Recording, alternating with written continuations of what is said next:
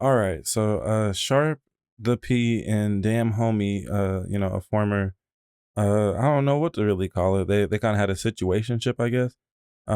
They've been going back and forth in Sharp's live streams for quite some time, but this one was one of the funnier ones, and it's very recent. So Sharp had to put the chat up on the screen so we can get the full context, so it doesn't just look like he's like yelling at a wall. Um, so we're gonna watch basically the equivalent of somebody responding to text messages with the voice memos or whatever. You know, how, like some people talk to text. We're gonna watch Sharp talk to text essentially, and he's gonna low key eat their DamnHomie on some chill shit. And yeah, let's get into it. My friends aren't podcasters. It's not where I came from. Weird. You're odd when you wake up in the morning. You know that? That's fine. Let me make sure that's you before I give you this amazing news. Oh, it is you. You always love coming through. You love me. Did you know? Hey, DamnHomie, I gotta give you some game. Did you know that I'm getting off child support next month? Oh, man. $1,700 less I gotta pay. And I'm already doing for my babies. Don't worry about it. Oh, man. I'm happy as hell. I'm back. I'm off child support next month, man. Oh, my God, by the graces of God. I just gotta give them this last little $5,000-$6,000. Hey, man, y'all can have it. Just get me off. I got my babies anyway, shit. And they gotta stream with my in the next room. And that's fire. And this took place around Father's Day. I want to say even on Father's Day. So I know that's got to feel good for Sharp to be able to flex. You know, hey, you trying to say I'm a bad father, this and that. I'm about to be off child support by the end of the month. You know what I'm saying? That's got to be a good feeling on Father's Day of all things too. $60K? Impossible. Do you know, DamnHomie, I'm gonna tell you this, right? That's called a medical bill, baby. Nobody really pays medical bills. If I owed $60,000, right, in child support, I'm just telling you, I've been paying child support for over 10 years. Trust and believe, love. I'm giving you some game. If I owed $60,000, hell, they took AB to jail over $15,000. How the fuck you think they gonna let me owe 60 and they don't come get me? So you don't know. You think you know my business. See, I wish for you, right? You really spent time around me to really know me for what you even say. You don't even know me, baby. You come over here to I try to get your channel booming and it never does it. Every time me and you talk and we have these little riffraffs, right? It never gets you over the hump.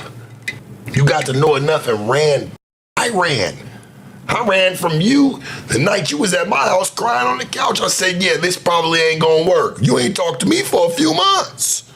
And it wasn't because we were just there. No, I dipped. It's nothing but love to you. I just knew what you was really on. I got what I got. We did it legitimately and we got on. Stop being mad. Come on. You supposed to be such a boss ass, but you over here worried about a little two-time little frivolous pimp. Why are you so hurt, baby? Like, knock it off. You want to know me again? Listen, I'm just not going to do it like Brick Baby did it and let you slap me in the face and all the extra shit. It ain't going down. Come on, baby. No, you didn't. You would have recorded it. You know, like how you say you record everything. Like, that was kind of crazy. Talking about you recording me walking through your house. Like, that you invited me. You picked me up from the airport. I had a bottle waiting for me in the car. Hopped on my lap, whispered sweet nothings in my ear. Now all of a sudden, this is where we're at. God damn. But I get it though. When you post about me, you get nothing going on from it. No dough. Anytime I ever talk about you and we clip it, we get a couple dollars. You know what's so cold, chat? I'm really embarrassed. I'm gonna be honest at this point, because I thought like this was really like, I'm like, damn, this probably got some motion. Little 1.4 million followers doing her shit. To find out all your shit was fraud is crazy, gang. It's crazy as because if you really had it popping, you wouldn't be worried about it like me. That's interesting. Okay, so he's saying that DamnHomie has 1.4 million followers. I would assume that that's on Instagram because he's right. Her YouTube, when I looked up her YouTube stuff, it's not really, any motion there. Um, I think honestly, part of it is the type of content she's trying to push. I don't know if like it's a passion project or something, if she really just feels passionately about giving people that are locked up voices. It, I would assume it's not coming off as, something from the heart to the audience, because her main thing that I seen when I try to watch her channel is that she be interviewing people that are behind bars. And Loose Cannon kind of had a little run with that. I haven't been tapping in with the Sharice Mill phone call streams or none of that anymore. Um, Ever since like the first 2 or 3 weeks of Loose and Britt getting locked up, I kind of tapped out after that. But yeah, DamnHomie's actually been running that play for quite some time. I want to say at least a year. So yeah, that is something to kind of, I feel like she might want to revise her content plan, um, at least just a little bit. Like she got a whole podcast set up, but I don't know if she's hitting the right topics or something. She be pulling out all the stops too to do the phone calls. Like she'd be in damn near lingerie, and it's kind of, I don't know. It's giving like prison pen pal vibes. Like how they got them dating sites, or like girls can sign up to have a prison pen pal, basically a prison boyfriend. Is kind of that, but not officially. That it is a little strange. Have them thirsty the whole time.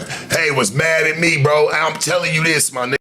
Nobody sits there and brings up something that they're really not. Like, you obviously were thirsty, sweetie. Very thirsty. You asked me, like, sure, was I thirsty? I said, no, you not. But, like, what are you doing this for? Man, you're a thirsty-ass female. Talk about what, no, you don't know me. DamnHomie. Stop. Go back to bed. What is wrong with you? All right, so now we got to the point in the stream where DamnHomie started to type that, Sharp's not a real pimp and he's a fake pimp, this and that.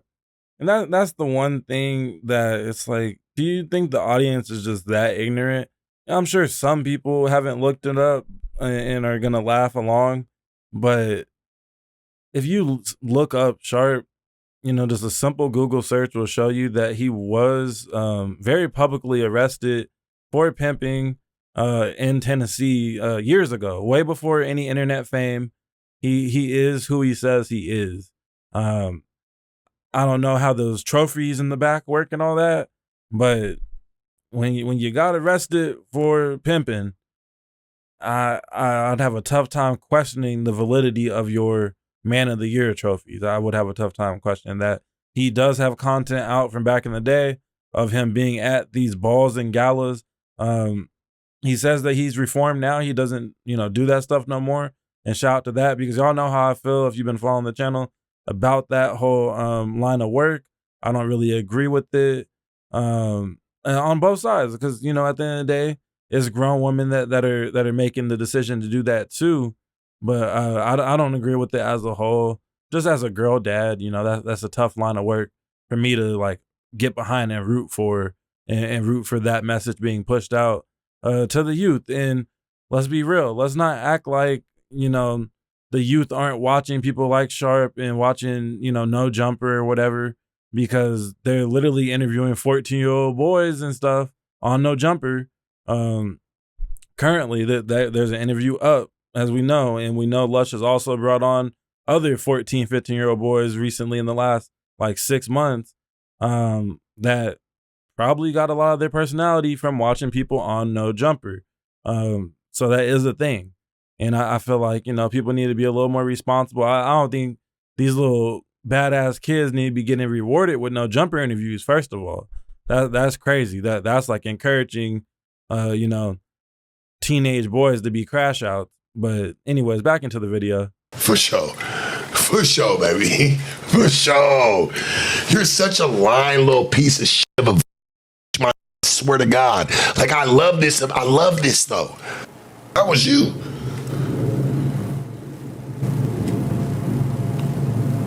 Let's go back to the beginning. I never said nothing till you got into it with Brick Baby. Behind some old extra trying to talk about, oh, well, you told everybody that you did something with me. I never told, nobody knew anything. They all even said it.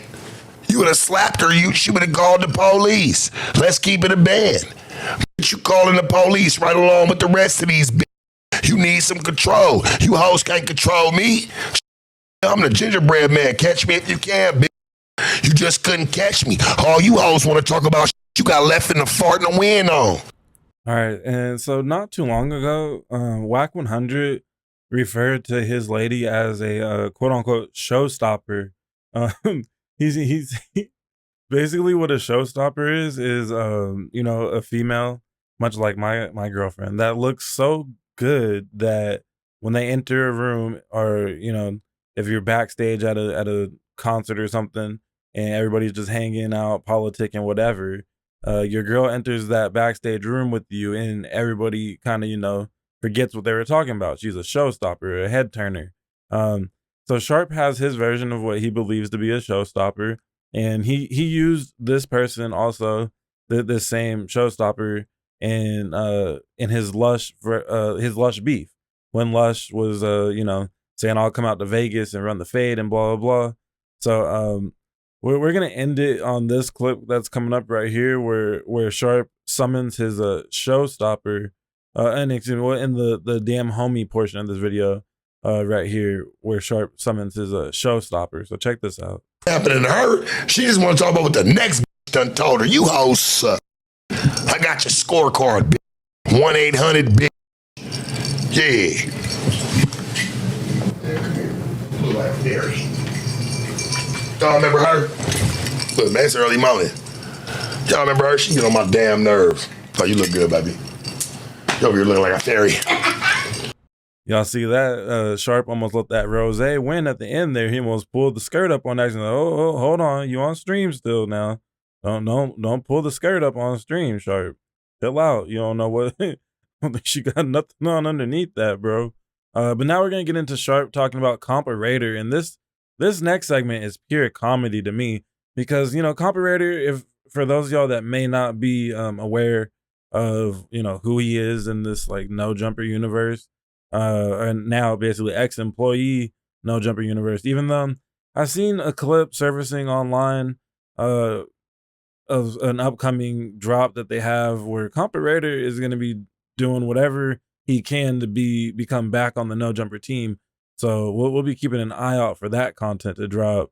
But all that No Jumper rejoining aside, Compa Raider and Sharp got into it back in the day, like a year or two ago. I'm not exactly sure on the timeline, but about a year or two ago, somewhat over DamnHomie. Like, I know DamnHomie and Compa Raider kind of were a situationship or something of that nature at one point as well. At least a flirtationship at the very least. And to be completely transparent, I'm not that that caught up on the Compa Raider lore outside of he's Lush One's, you know, J-Cat partner in crime, essentially. They like to you know, get intoxicated together and do streams that have a lot of energy. And, you know, it's honestly pretty hard to watch Compa Raider and his very fast movement patterns and just the antics as a whole can get pretty tiring pretty fast. But, you know, the fans are like really excited that Compa Raider might be back. So we'll have to see how it plays out. Honestly, I think they're just possibly going to hire another lolcow with this Compa Raider. In my opinion, he's not very good at podcasting. I know people in the building have echoed that same opinion. But yeah, Sharp and Compa Raider don't like each other, not only because the DamnHomie stuff. They've had their own back and forth, and Sharp really was rubbed the wrong way that Compa Raider invited him to his restaurant. Compa Raider has a sushi restaurant. Apparently it's somewhere in the valley, and, you know, he's like Lush One with financial success, essentially. But they're basically evil twins. And he invited everybody out to a sushi restaurant a few years back when all of them were all working at No Jumper still. So Sharp pulled up, and was rubbed the wrong way because he was asked to pay for his meal. He should have pulled a Frosty the Snowman and slid up out of there, dine and dash, but I guess you'd have to see him at work still. But so, and owe some money or whatever. Oh, and speaking of owing money, Sharp owes Compa Raider some bread because they had a bet about something. I'm not even sure what the bet was about, but they had a bet about something, and the wager was $500. So Sharp is going to address these things in this upcoming clip right here. So check this out. Somebody said, pay your bets, man. Who you talking about?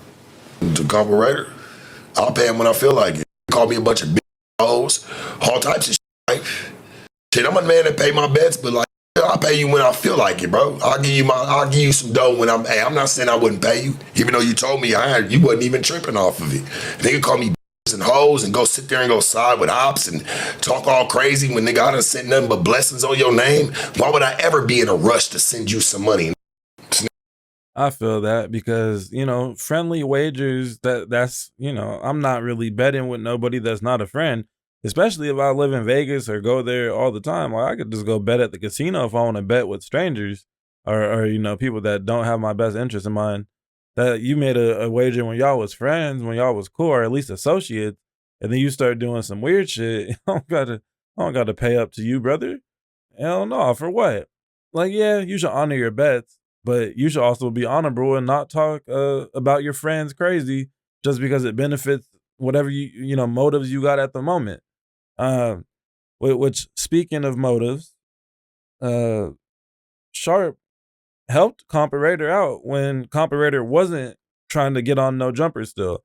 Now he's back to begging to get back on No Jumper. They brought him on the No Jumper news about a week ago, and he did like a interview with 607 Onk and Adam or something to try to get on to No Jumper, but back on the No Jumper. But when Compa Raider was trying to get it on his own, he has the Talking Trash podcast. I'm not sure if the Talking Trash podcast still drops episodes, but when they were dropping episodes, the most successful episode that they had was when Sharp wanted to go on and discuss, all the No Jumper drama.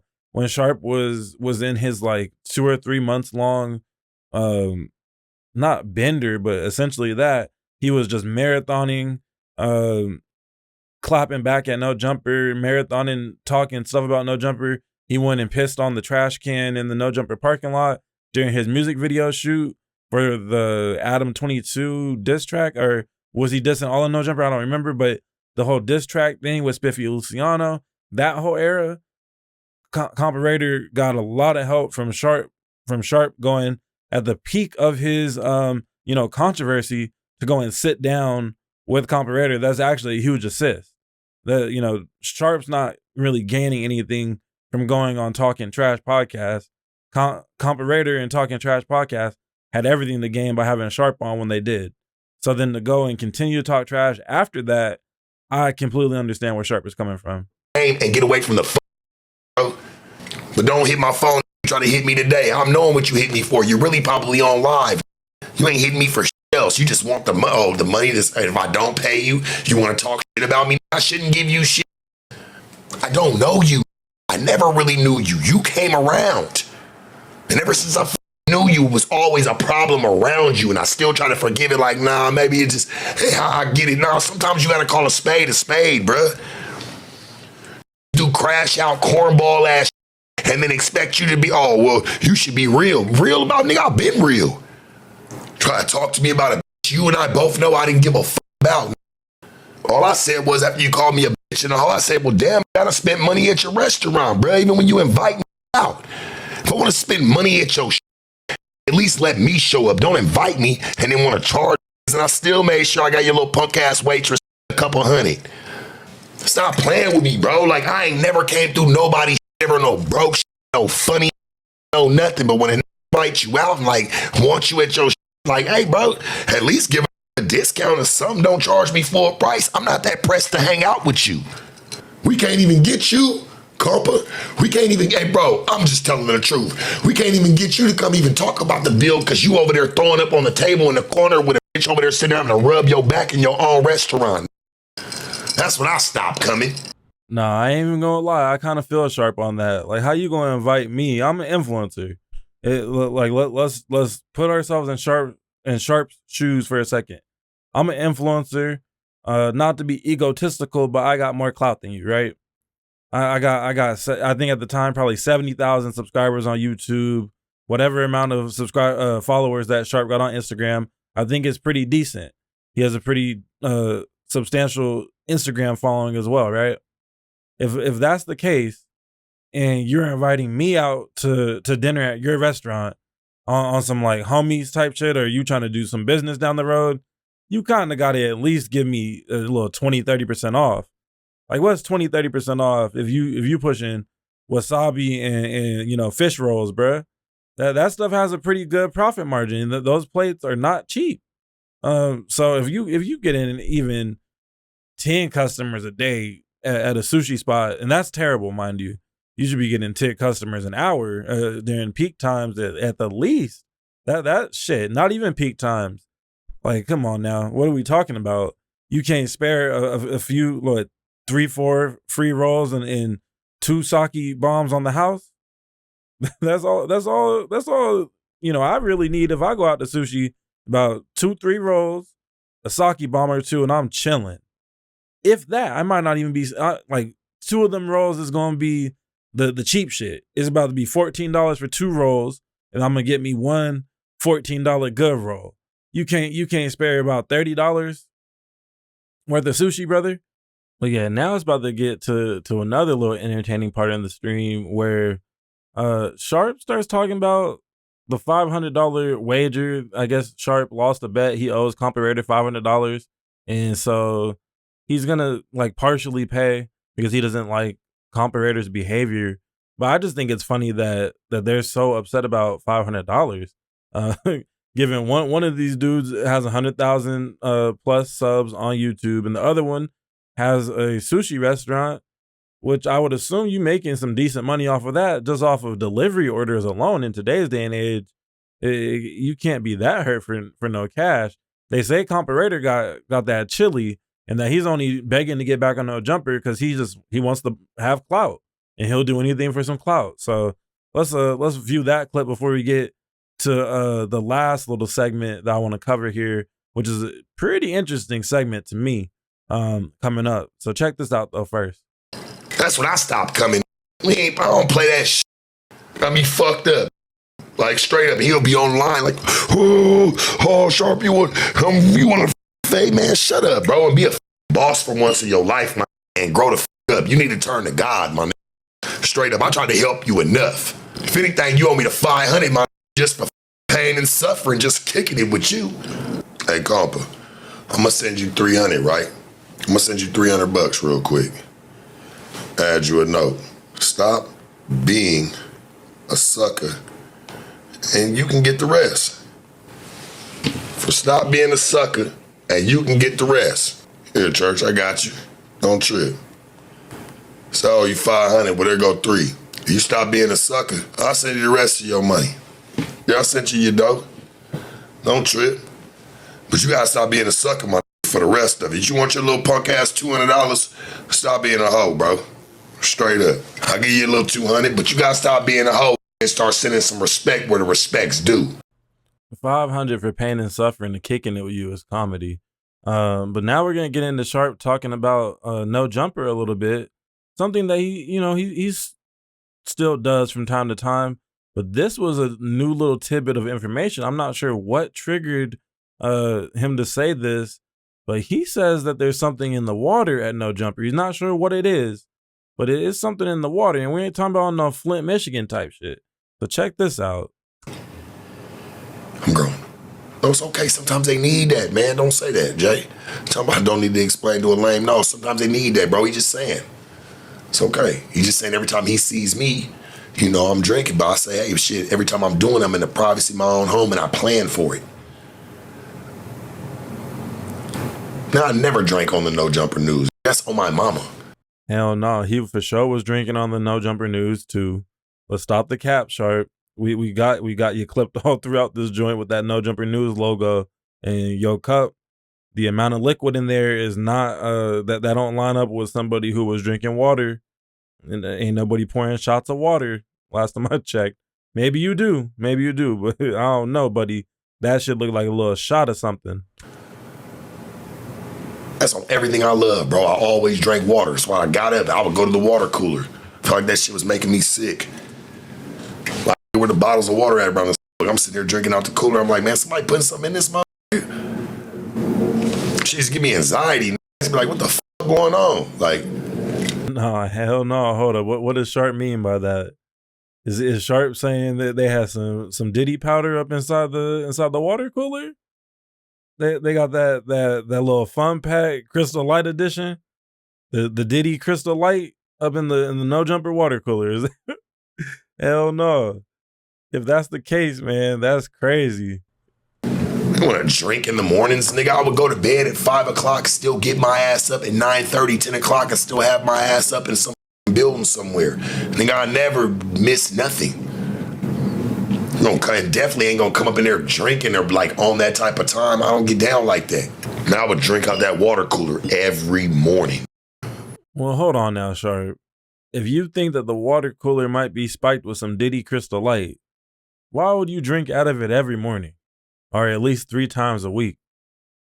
That don't make no sense. If I think the water was spiked even once, I'm never going to be caught slipping without my own personal water again.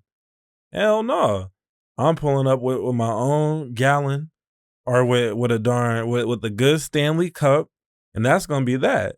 Talking about you was drinking out of it every morning, but ever since you first had it, you felt a little strange. That does not make sense, sir. Why would you keep on going back to the same well if you know that water supply may have been tampered? That I don't understand that. At least 3 times a week. Every morning out that motherfucker. Cause I ain't drink no liquor going up in there. I barely even want to be there in the mornings. I just fell asleep. Got 3 bitches at the house.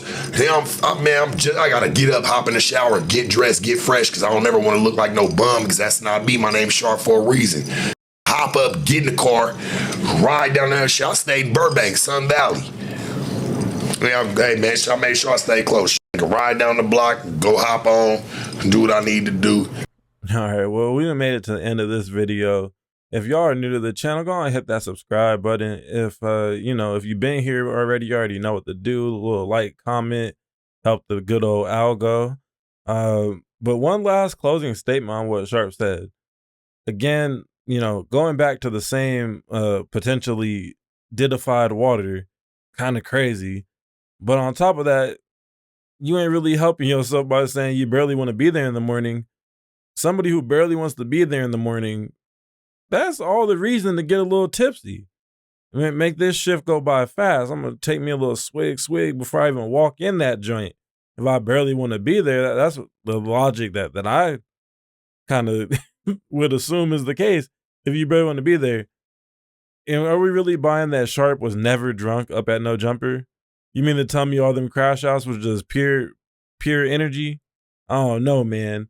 But hey, it's not the biggest deal in the world. We know with radio and stuff like that, with the interviewers, it's very, very common for them to take a little shot or two. I think even the Breakfast Club hosts have been pretty open about their use of alcohol while on air. They be having bottles at the table and shit. It's like decoration for most radio studios to have a little bottle of that hen dog or whatever the drink of choice is. So I think it really just comes down to, as long as you're not abusing alcohol on air, and y'all know what I preach over here, is stay sober over here, but as long as you're not abusing alcohol in the air, I don't necessarily see the problem with it. But anyways, we out. I will see y'all on the next one. Peace and all that.